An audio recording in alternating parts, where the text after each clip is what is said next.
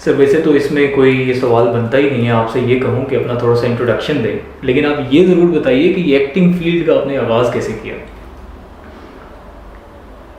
Acting field का, अब मेरे जो बड़े हैं फैमिली में, वो मुझे कहते हैं कि ये जरासीम बचपन में ही तुम्हारे अंदर थे। सही। मौका मिलने की बात थी, जैसे ही मौका मिला ये निकल के सामने आ गए। तो एक्टिंग से पहले आप बैंकर भी थे, और वो जिसका आप जिक्र कर रहे थे? नहीं, एक्टिंग से पहले नहीं था, पहले मैं थिएटर किया करता था। अच्छा, ठीक। फिर वो थिएटर के दौरान ही मुझे वो बैंक की जॉब मिल गई। सही।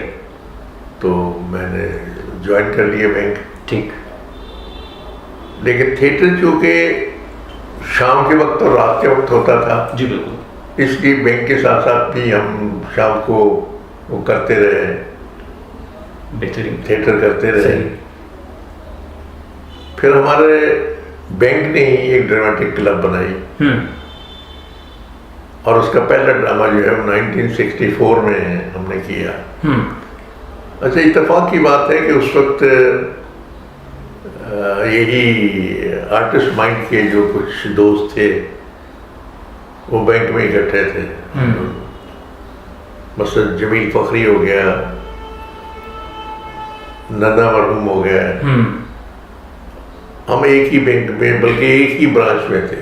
सही।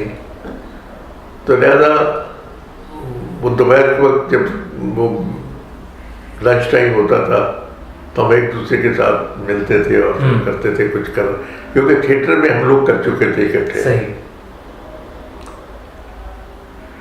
तो बैंक ने एक ड्रामेटिक क्लब बनाई और उसमें उन्होंने पहला ड्रामा किया।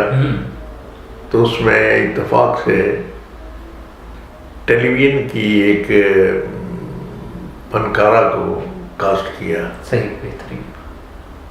जो सिर्फ फनकारा नहीं थी, बल्कि वो बाद में जीएम भी बनी, पीटीवी की, कोयटा की, और उसका मियाँ जो था वो सेट डिजाइनर था। सही। दोनों ही बहुत ही नफीस। तो वो देखने के बाद वो ड्रामा देखने आए उस खातून की वजह से।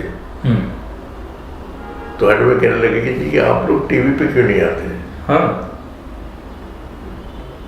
मैंने कहा जी टीवी पे आने का तरीका क्या है? कह लगे बस ऑडिशन देना है कैमरे के सामने, अगर अप्रूव हो गए तो करेंगे काम। ठीक। मैंने कहा अच्छा ठीक है। तो उन दिनों हफ्ते में 6 दिन टीवी चलता था, मंडे को छुट्टी होती थी टीवी की। अच्छा, ये शायद आपको नहीं पता। नहीं मालूम। हाँ, यानी मंडे को वो छुट्टी, कोई भी चैनल को कोई भी यानी प्रोग्राम जो है वो नहीं चलता था। और लाइव प्रोग्राम होता था, लाइव के स्टेज, बिल्कुल, नो रिकॉर्डिंग। तो स्टेज का एक्सपीरियंस तो था ही, याद करने का भी था। तो ये चूंकि आधे आधे पौने घंटे का ड्रामा होता था, बल्कि ज्यादातर जो है वो 25 मिनट और 50 मिनट के ड्रामे होते थे। सही, बेहतरीन। लिहाजा उसका स्क्रिप्ट जो है वो 3 दिन में या 2 दिन में हम याद, अपना पोर्शन जो है वो याद हो जाता था हमें। अच्छा, ठीक। लिहाजा ऑडिशन के लिए मैं टीवी स्टेशन गया। थर्सडे को मैंने ऑडिशन दिया। अच्छा, उससे पहले एक चीज बता दें कि नन्ना मरहूम जो है वो ऑलरेडी काम कर रहे थे। अच्छा, सही। वो जो प्रोग्राम टली थले और ये वो इशफाक साहब के प्रोग्राम थे वो कर रहे थे। तो मैंने थर्सडे को मैंने ऑडिशन दिया और संडे को मैं ये माल रोड पे पैदल ही मस्जिद जो है ना, मस्जिद शोहदा जी, उसके करीब से गुजर रहा था।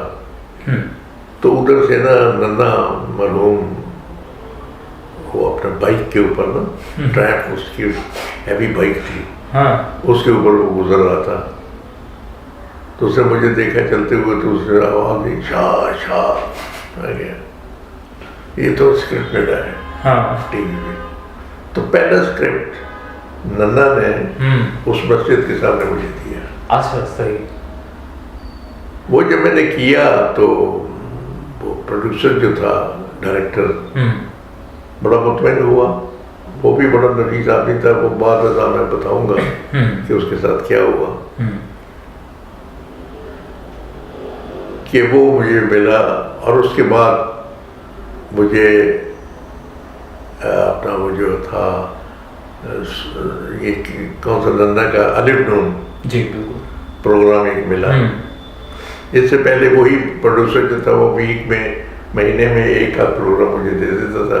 सही। मुझे ज़्यादा वहाँ खपना नहीं पड़ा, किसी के पास जाना आना, उसके पास बैठना। बस एक ही जगह से मुझे मिल रहा है तो मैं बस अपना वो तसल्ली हो जाती थी, मुझे वो काम कर लेता था।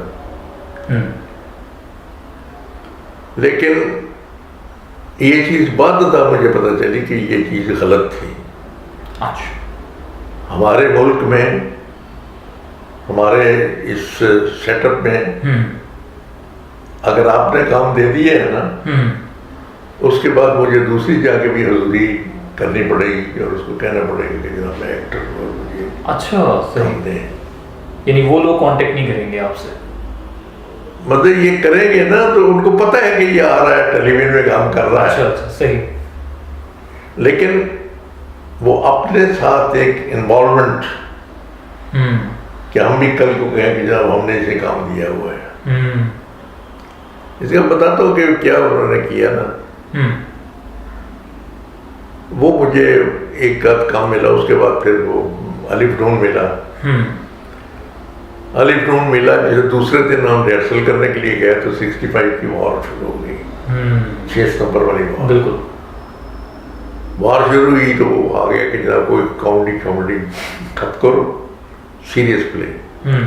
फिर उसी डायरेक्टर ने जिसे मुझे उसमें किया था कॉमेडी में, नहीं वो जो ऑडिशन में पास किया था, सही। उसने मुझे एक कश्मीर के बारे में एक प्ले करवाया। उसमें ऐसी वो कन्वॉय तबाह करता है और क्या कुछ करता है।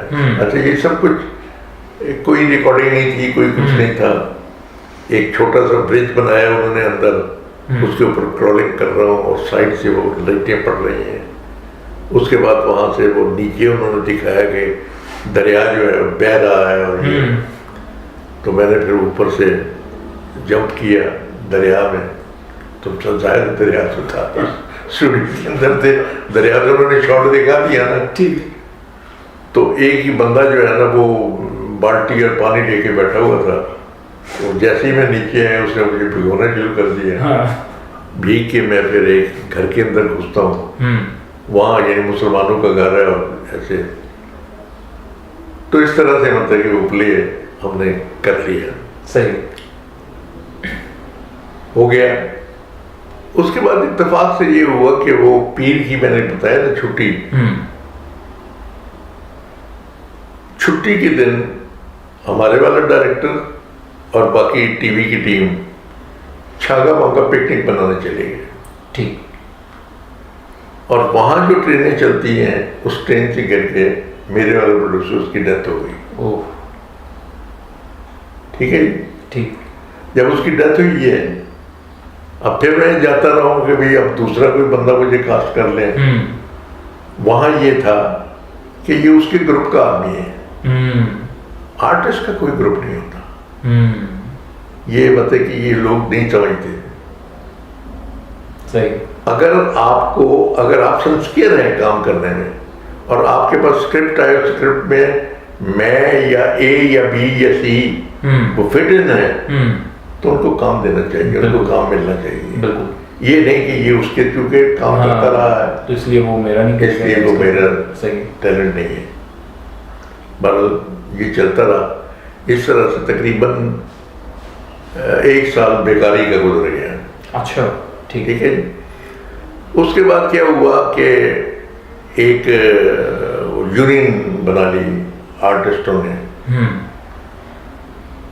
जिसकी वजह से फिर इन्होंने क्या किया कि स्ट्राइक कर दी आर्टिस्टों ने कि अंदर नहीं जाना, बाहर नहीं जाना। हम डेली जाते थे, मतलब जब भी वो टीवी गए तो टीवी के बाहर ही वो लीडर इकट्ठे हो जाते थे, वो तकरीरें करते थे, हम तालियां बजा के घर आ जाते थे। सही। उन्होंने अंदर जाके कहा, यानी उन्होंने उनसे कहा कि जनाब वो जो आते हैं वो तो उल्लू के पट्टे में खूब है, जो आते हैं और चले जाते हैं। सही। असल चीज तो हमें हमारे साथ एग्रीमेंट करें। अब एक प्रोड्यूसर टेलीविजन का, एक प्रोड्यूसर वो हो गया। अच्छा, मेरा लाहौर के साथ इतना ज्यादा ताल्लुक नहीं था। ठीक। मैं सरगोदा से बिलोंग करता था। अच्छा, ठीक। ठीक है, इसलिए मेरी यहाँ कोई दोस्ती यारी भी इतनी ज्यादा नहीं थी। सही। ज्यादा होता क्या था कि वो कास्ट हो जाते थे जो यहाँ एक दूसरे के साथ कॉलेज में या यूनिवर्सिटी में या इकट्ठे पढ़ते रहे हैं, वो काम करते थे, हमें काम नहीं मिलता था। पर यहाँ एक सीरीज शुरू हुई लाखों में 3, अलीजाज, कवि खान और कमर चौधरी, फचू। सही। और अतर शाह खां की लिखी हुई थी। अतर शाह खां जानता था कि मैं उस डायरेक्टर के साथ काम करता रहा हूँ और मैं अब इग्नोर किए जा रहा हूँ। उसने एक कैरेक्टर उसमें ऐड कर दिया जो मेरा भी परमानेंट, जैसे वो 3 स्टॉक थे, एक मैं स्टॉक बन गया। ठीक। डीएसपी। सही। ये करते रहे, वो खत्म हुई है सीरियल, फिर वही कि भी बाकी किसी के साथ कोई ताल्लुक ही नहीं है, कोई बात ही नहीं। और ये जिन्होंने ये बनाई लाखों में 3, इनका भी आगे कोई प्रोजेक्ट नहीं चल रहा था। सही। लिहाजा हम फिर लाइन फिर दोबारा वेट और जीरो वेट करने शुरू हो गए। फिर इत्तेफाक से एक हमको दादा कहा करते थे, ठीक, जो रेडियो पाकिस्तान के आर्टिस्ट थे बड़े पुराने, आफ्ताब साहब, अंकल आफ्ताब उनको कहते थे। सही। उनका बेटा भी प्रोग्राम मैनेजर रहा है टीवी पे। तो उन्होंने कहा, उन्होंने एक प्रोग्राम शुरू किया, ये कमर्शियल। तो उस वक्त इस तरह की कमर्शियल नहीं होती थी जैसे वो एड शेड अब चलती है। वो कमर्शियल ड्रामे के स्क्रिप्ट के अंदर ही लिखा जाता था। वो उन्होंने कहा यार वो फला फला बंदा एक बिल्ला सा, गोरा सा, अंग्रेज सा आया करता था, तो वो कहा। तो उन दिनों मैं नेशनल बैंक वापडा ब्रांच में काम करता था। सही। तो वापडा हाउस में ही एक टीवी के आर्टिस्ट पुराने, अल्लाह उन्हें करी करामत करे, फौत हो गए। सही। वो थे, उन्होंने उनको कहा, मुझे कहा कि भाई तुम्हें वो आफ्ताब साहब याद कर रहे हैं।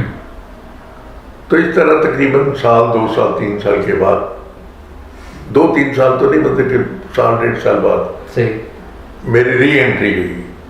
ठीक। री एंट्री हुई, मैंने वो उनका काम किया।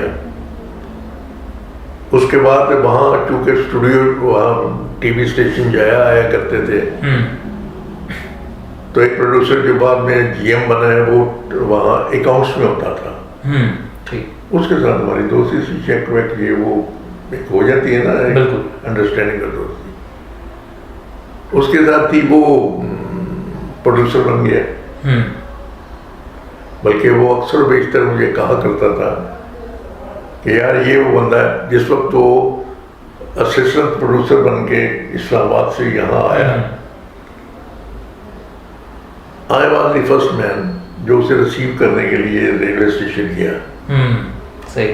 तो रेलवे स्टेशन से रिसीव करके टांगे में बिठा के गड़ी चालू उसका घर था, वहाँ उसको छोड़ के आया। ठीक। तो वो अक्सर बेशतर मुझे वो जीएम भी बन गया था, वो कहता था कि ये वो बंदा है जिसने ऐसे किया था, जिसने ऐसे किया था, याद रखा। उसके पास एक सीरियल आ गई, पोला खंजर। अच्छा। अच्छा, बोला खंजर में जो लीड कर रहा था वो अली इजाज था। अच्छा, ठीक। तो अली इजाज से मेरी बहुत अच्छी पुरानी बात यानी अंडरस्टैंडिंग थी, है। लिहाजा उसमें भी मैं एक स्टॉक करेक्टर में, छोटे से स्टॉक करेक्टर में आ गया। उसके बाद एक और प्रोड्यूसर था, बल्कि वो ये समझ लें कि उसको हम कहा करते थे, वो अमेरिका किसने दरियाफ्त किया था? कोलंबस। कोलंबस जी। तो यूनिवर्सिटी में पढ़ता था, उसके कुछ दोस्त नेशनल बैंक में थे। सही। तो वहाँ वो तकरीबन दोपहर के वक्त लंच टाइम पे आता था, इतने बूट पहने हुए ये वो। तो हम कहते थे जी कोलंबस की वापसी। वो एक दिन अचानक मुझे मिला सड़क पे, क्या लगा यार तुम रेडियो पे क्यों नहीं आते? मैं कहा रेडियो पे मैंने बहुत ऑडिशन दिए हैं, वो पास ही नहीं करते, तो मैं क्या करूँ? अरे तुम आओ। वो रेडियो पे प्रोड्यूसर हो गया वो था। सही। लिहाजा रेडियो पे प्रोड्यूसर हुआ तो उसने मुझे कहा पास कर दिया। यानी ये भी चलता है ना, बिल्कुल ऐसे ही। पास कर दिया। ठीक। पास करने के बाद उसने एक ड्रामा फिट फॉर मुझे एक ड्रामा दे दिए। सही। उसकी मैंने रिकॉर्डिंग करवाई। उसके बाद उसने कहा कि अगले हफ्ते आना तो मैं और दूंगा ड्रामा। अगले हफ्ते गया, उसने एक ड्रामा और दे दिया। अच्छा हुआ। रेडियो का। इस तरह से मतलब रेडियो पे मेरी एंट्री हो गई। ठीक। उसके बाद मैं रिहर्सल पे गया, पता चला कि उसने जॉब छोड़ दी। अब वो जॉब छोड़ी है तो वो जो करेक्ट काम दिया है वो काम खत्म हो गया। मैंने उसको कहा, मैं कि यार तुम चले गए, तुम्हें मिलवा देते हैं। ये खसूसी तौर पे मतलब कि मैंने बात मैंने कहा कि ये काम अगर मैं दाता साहब जाके दुआएं मांगता तो शायद 6-7 पेशियों में काम हो जाता। सही। तो उसने मुझे बुलवाया कि जी ये आर्टिस्ट है रेडियो का, और क्या नाम है? मैंने कहा ये अभी तो स्क्रिप्ट नहीं है, तुम बुध को आना। शुक्र है उसने जुमेरात नहीं कहा, बुध को आना, स्क्रिप्ट मिल जाएगा। ठीक। नाम लिखवा, तो मैंने नाम लिखवाया। अब नेक्स्ट बुध को मैं गया, मैं कही अस्सलाम वालेकुम। हाँ क्या? मैं कही अस्सलाम वालेकुम। वो आपने कहा और क्या नाम है? ये नाम ये लिखवा दो, अभी स्क्रिप्ट नहीं आया। यानी ये आर्टिस्ट का टेस्ट करते हैं कि भागने वाला कौन है और पेशेंस लेवल क्या है। हाँ सही। इसी तरह मुझे कोई 6 बुद्धें हो गई और हर दफा वो यही है, हाँ नाम लिखवा दो। मैं नाम लिखवाता था, फिर पूछता था नाम क्या है। बस मैंने ज्यादा जोड़ दिया। बाद जिस वक्त अल्लाह ने मुझे इज्जत दी तो मैंने फिर इंटरव्यू दिया। उसने कहा जी कि काश मैं उस प्रोड्यूसर के पास जाने के बजाय 7 जवान आते हैं, मैं दाता साहब चले। तो वो उसको मैंने स्क्रिप्ट, वो फिर इंटरव्यू वाला वो जो मैगजीन था वो दिया उसको। और पता उसको भी चल गया। पर ये हुआ जी। तो फिर अचानक मैं घर टीवी देख रहा था तो उसका नाम आया, वो जो रेडियो वाला था ना जी बिल्कुल, उसका नाम आया प्रोड्यूसर। मैं किसका मतलब ये टीवी पे आ गया वो। हाँ। मैं उसको ढूंढता मतलब टीवी पे आया। टीवी पे आया तो एक शुरू में जो इक्का दुक्का वो ड्रामे किए थे, मोहम्मद निसार हुसैन नाम तो आपने सुना होगा। ठीक। उनकी तख्ती लगी थी, मैं उनको सलाम करने चला गया। सही। हेलो आए करने चला। यहाँ सलाम जरूरी है ना। जब मैं गया हूँ तो उन्होंने कहा कि मैं एक सीरीज शुरू कर रहा हूँ। सीरीज तो राशिद डार असिस्टेंट थे उनके, कहते राशिद इन्हों का नाम लिख लिया। बस वो कोई ऐसी नेक फॉल घड़ी थी कि उसने नाम लिखा है सही कि ये 73-74 की बात है कि उस वक्त से फिर नाम कटा नहीं। बेहतरीन माशाल्लाह है जी। और ये दोनों प्रोड्यूसर भी जो थे ना, इन्होंने ग्रुप नहीं बनाए हुए थे।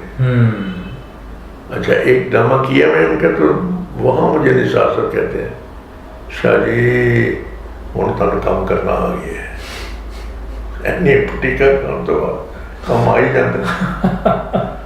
तो ऐसे इस तरह से फिर 1960 कह रहा हूँ 74 से मैं ऑफ नहीं हुआ। बहुत लंबी स्ट्रगल है माशाल्लाह। बड़ी सीरियल्स किए हैं। मैं कहता हूँ कि कोई कैरेक्टर छोड़ा नहीं जो मैंने ना किया हो। बेहतरीन। यानी एक उनका एक ड्रामा था, अच्छा फिर चैलेंज के साथ मैंने एक कैरेक्टर कबूल किए, चैलेंज के साथ, सेल्फ चैलेंज।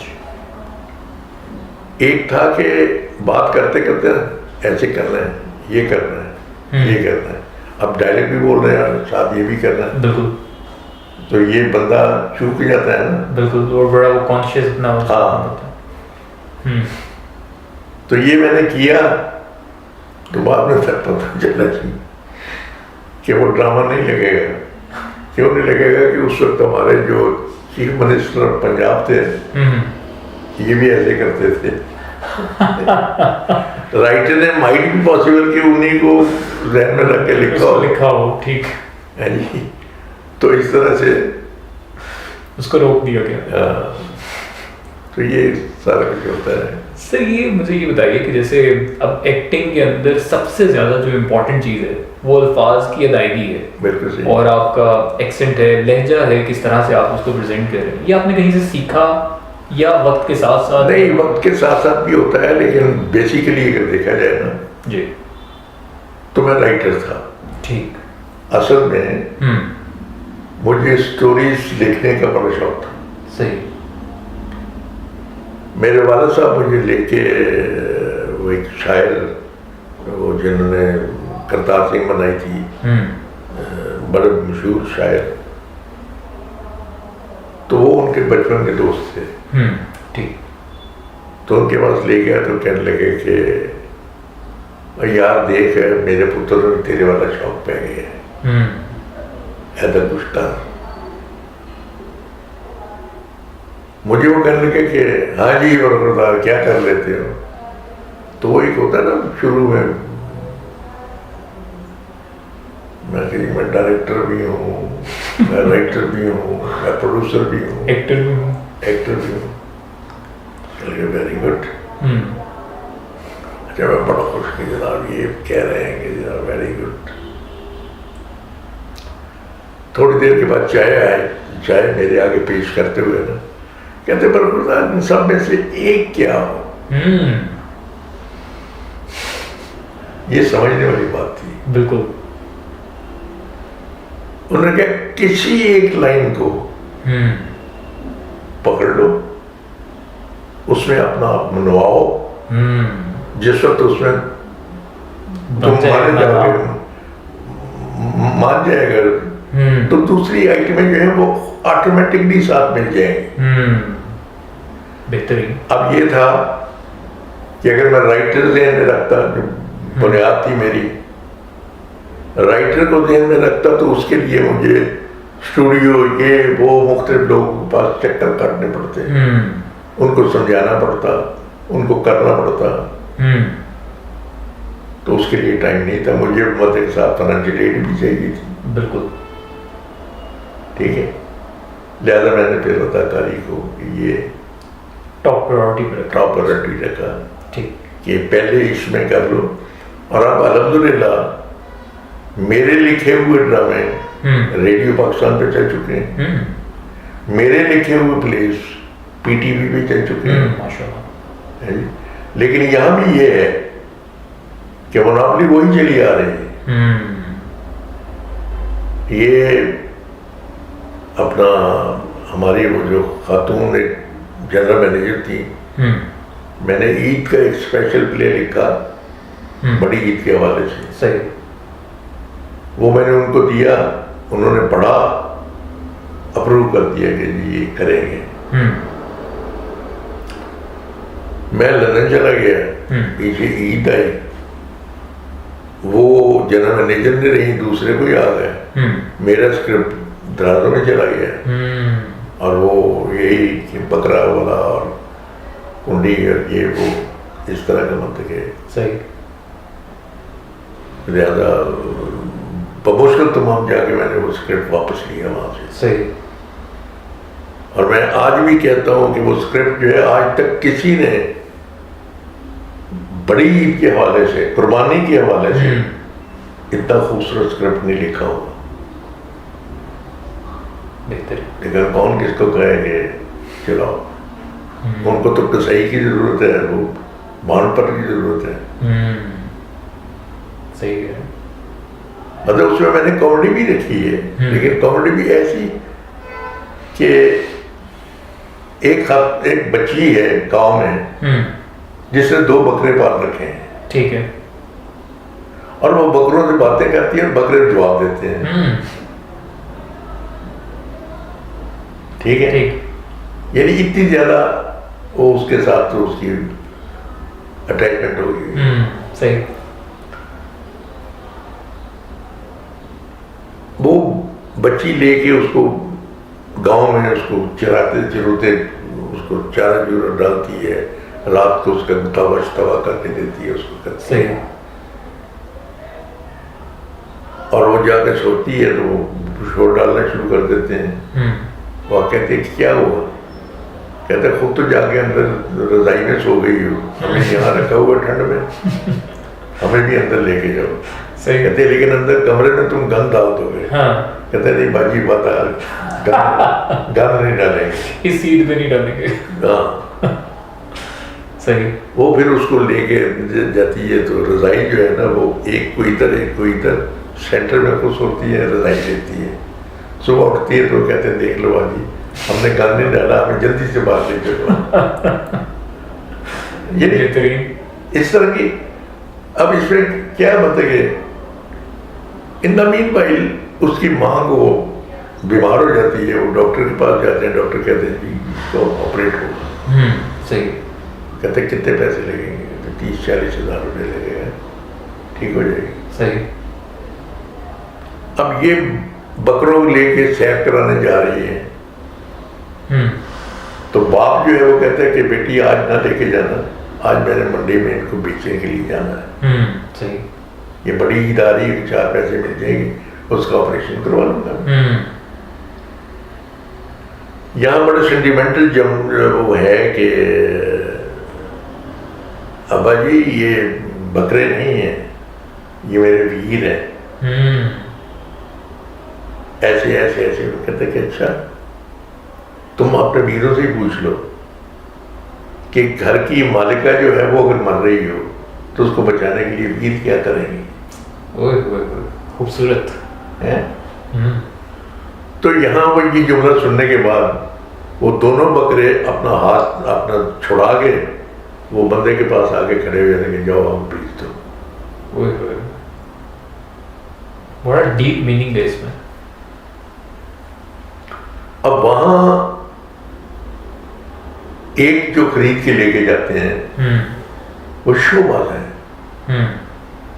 जो कहते हैं जनाब मैंने यानी 10,000 की चीज ली है, उन्होंने कहना हम 50,000 का लेके हैं, और सबको बुला लेते हैं रिश्तेदारों को, ये देखो हमने लिए है। सही। हर जगह वो जो भी पूछते हैं उसकी कीमत 5-10 हज़ार बढ़ा के उसको बयान करते हैं। सही। तो उसके बाद वो कहते हैं अच्छा बाजी ये तुमने लिए है ना, इसकी पुठ मेरे पास आनी चाहिए। ये कहते हैं ये रान तो बकरा ऊपर मुंह करके कहते हैं आज पहले दिन ही आया मेरे, इन्होंने टोटे टोटे और सीढ़ी पाए जो है और ओजड़ी जो है वो जो मुलाजमा है उसको दे दीजिए। ठीक। दूसरा जो है वो एक सही इंसान जिसको कुर्बानी की मीनिंग्स का पता है वो लेके जाता है। सही। वो रात को भी उसको प्यार कर रहा है बकरे को, और उसको चारा उसके मुंह में डाल रहा है। तो बेटा और बेगम जो है वो आके देखते हैं कि रात के इतने बजे को लगे हुए हैं और उसको खिला रहे हैं।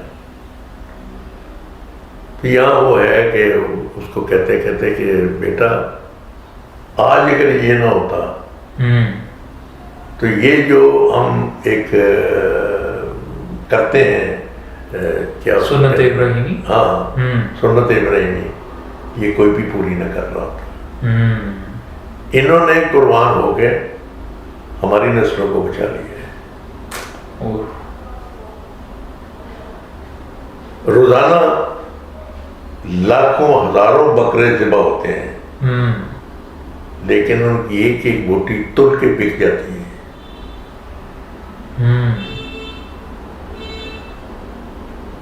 और ये वो हैं जिनकी एक ही बोटी अल्लाह के नाम पर चली जाती है। यानी है बहुत कुर्बानी का मैसेज, बिल्कुल बहुत स्ट्रॉन्ग मैसेज है। तो वहां वो बकरा जो है ना वो मुंह ऊपर करके कहते कहते वाह अल्लाह, तूने हमें अपनी नस्ल में शर्मिंदा होने से बचाया। यानी जुमले देखना क्या क्या बसाते हैं, बेहतरीन बेहतरीन। यानी इस तरह का हो गया। अब ये था, यानी इसका वाइंड अप, ईद हुई, ईद की नमाज, ये वो इज्तिमा सारे दिखाए, लोग मिल रहे हैं, कर रहे हैं, कट करके दिखाया है कि बच्ची अस्पताल के एक बेंच पे बैठी हुई है, डॉक्टर ऑपरेशन थिएटर से बाहर निकलता है, उसके बाप को कहता है कि तुम्हें मुबारक हो, ऑपरेशन कामयाब हो गया। ठीक है। तो फिर आके अपनी बेटी को कहता है बेटी तुम्हें मुबारक हो, तुम्हारे वीरों ने कुर्बान होकर तुम्हारी मां को बचा ली। बिल्कुल उसी तरह जिस तरह हमारे फौजी जवान कुर्बानी दे के धरती मां को बचाते। खूबसूरत। अब कैसे चलाओ, मैं इसको कैसे चलाऊं, मेरे पास तो पैसे नहीं है। और ये लोग जो है ये वो करते ही नहीं, इनको वही पड़ा हुआ है, कसाई नहीं है, फलाना नहीं है। यार क्या उसका मफहूम तो दो। मफहूम के बगैर चल रहे हैं आप, बिल्कुल सीख रहे हैं। वो तो शुक्र है कि मेरा जो छोटी ईद के हवाले से मैंने ड्रामा लिखा था वो एक पार्टी ने खरीद लिया, खरीद के बना दिया और चला लिया। वो था कि एक अपना अंदरून शहर के रहने वाले दो मियाँ बीवी हैं, ठीक, और वो जो है अपना उनके बच्चे पढ़ लिख के बड़े सेटल हो जाते हैं। अब वो बाप को उठा के हायर जेंट्री में ले जाते हैं। अब ईद का चर्चा है तो ये बाबा जो है वो छत पे जाके वो अपना ईद का चांद देखने के लिए जाता है। ठीक। जब छत पे जाते हैं तो वहां पैनिंग दिखाई है कि तमाम छतों के ऊपर एंटीनास पड़े हुए हैं, डिश एंटीनास, और कोई भी छत के ऊपर चांद देखने के लिए नहीं आया वो जो हमारी रवायत थी। बिल्कुल। फिर यहाँ से उसको दिखाया है कि वो 2 मरले की छत के ऊपर खड़ा है, जवान है, साथ वो बच्चे छोटे छोटे, कह रहे वो मेरी उंगली की शीट में देखो चांद, वो देखो चांद। तो इतनी देर से दूसरी छत से आवाज आती है, मुबारक हो कहते जी चांद देख लिया है। इसी को मैंने वो जो वक्त गुजरा है कि कितनी चेंज आई है लोगों के बिहेवियर में। अब बच्चे खड़े हैं उसी तरह ही, बाप भी खड़ा है, तो ये कह रहे हैं यार मुझे तो बताओ कहाँ है चांद, जो पहले बच्चे कहते थे अब बाबा कह रहे हैं कि मुझे दिखाओ चांद कहाँ। कहता अब्बा जी तुम भी तो पता नहीं किए हो, थोड़ी देर में चांद निकलता है तो गायब हो जाता है, हूँ तो ना नजर आए तो असी की करिए। सही, समझ गया? बेहतरीन। कहता अच्छा तुम लोगों ने देख लिया, इसका मतलब मुझे 2 गवाहियां मिल गई हैं, चलो दुआ मांगते हैं। वो उसने वहां दुआ के लिए हाथ उठाया तो अब वापस हम आए हैं ये छत पे इधर, ये बच्चे बाहर है, वो जिथे पैर उठे खैर, परदेसियों की भी खैर, ये वो करके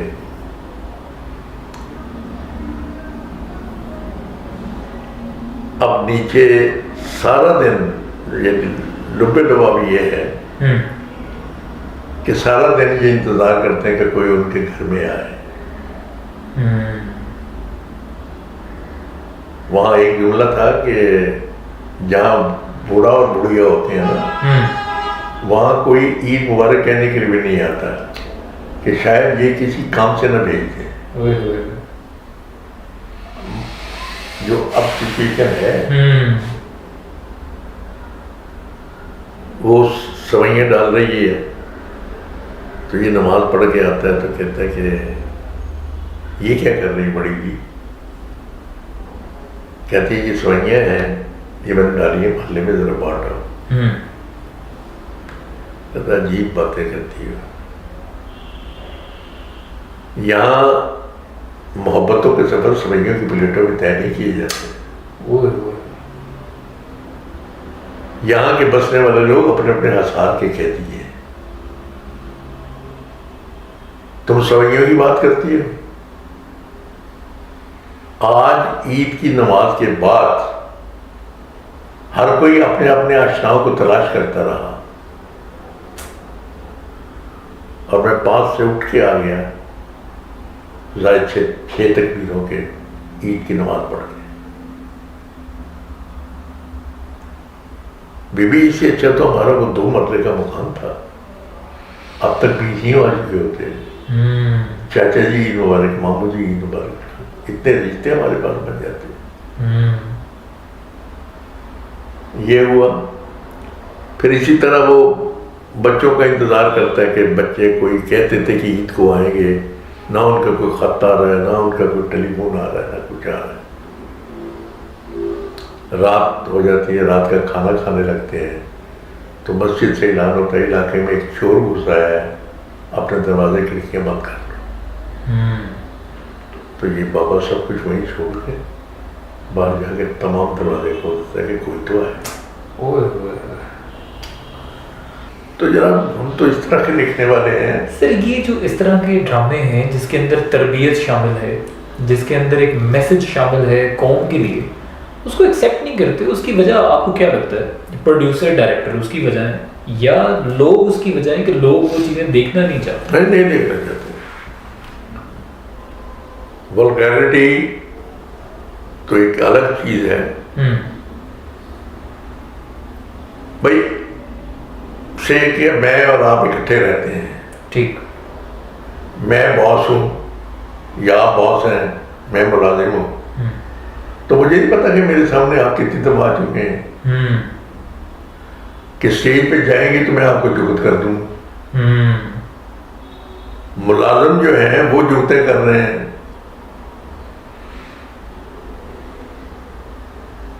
किसी किस्म का तो इस तरह से मैं चूंकि लिखने वाला था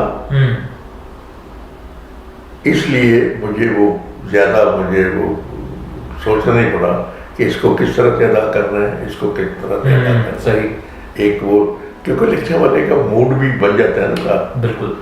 तो उस मूड की वजह से मुझे जो भी कैरेक्टर मिलता रहा सही, मैं उसको तो वो उसी अंदाज में, खुद ही उसी अंदाज में।